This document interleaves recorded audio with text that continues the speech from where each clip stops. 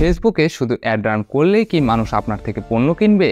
ধরে নিলাম আপনার কাছে খুব ভালো পণ্য আছে, এখন শুধু ফেসবুকে বুস্ট করে দিলেই লোকজন আপনার থেকে প্রোডাক্ট নেবে। এমনটা ভাবলে আপনি ভুল ভেবে বসে আছেন, কেননা কাস্টমার তখন একটি পণ্য ক্রয় করবে যখন তাকে বোঝাতে পারবেন এই পণ্যটা তার খুবই দরকার এবং উপকারী। কেননা মানুষ নিজের প্রয়োজনে উপকারী মনে না করলে টাকা দিয়ে কোনো জিনিস ক্রয় করে না। ফলে আপনি যতই টার্গেটিং করে ফেসবুকে অ্যাড রান করেন না কেন, উল্লেখযোগ্য ফলাফল পাবেন না যদি কন্টেন্টের মাধ্যমে কাস্টমারকে তার প্রয়োজনীয়তার বিষয়টা বোঝাতে না পারে। এক্ষেত্রে সবথেকে গুরুত্বপূর্ণ বিষয় হচ্ছে সঠিক মার্কেটিং স্ট্র্যাটেজি এবং কন্টেন্ট প্ল্যানিং। শুধু স্ট্র্যাটেজি বিল্ড করলেই হবে না, আপনাকে সেই মার্কেটিং স্ট্র্যাটেজি অনুযায়ী একটি প্রপার কন্টেন্ট প্ল্যান করতে হবে। আর এই টোটালটাই হবে আপনার পণ্য কিংবা সার্ভিসের প্রয়োজনীয়তা এবং বেনিফিট বোঝানোর জন্য। কন্টেন্টের মাধ্যমে যখন আপনি বোঝাতে পারবেন এই পণ্যটি আপনার অত্যন্ত দরকার, তখন সে অবশ্যই পণ্যটি কিনতে প্রস্তুত হবে। তাই শেষ কথা হচ্ছে, সেল বাড়াতে শুধু ভালো পণ্য বা ফেসবুকে গতানুগতিক অ্যাড রান করে গেলেই হবে না। পাশাপাশি কাস্টমার কেন আপনার থেকে এই পণ্য কিনবে তার একটি শক্তিশালী উত্তর এবং উপকারী দিক আপনাকে খুঁজে বের করতে হবে,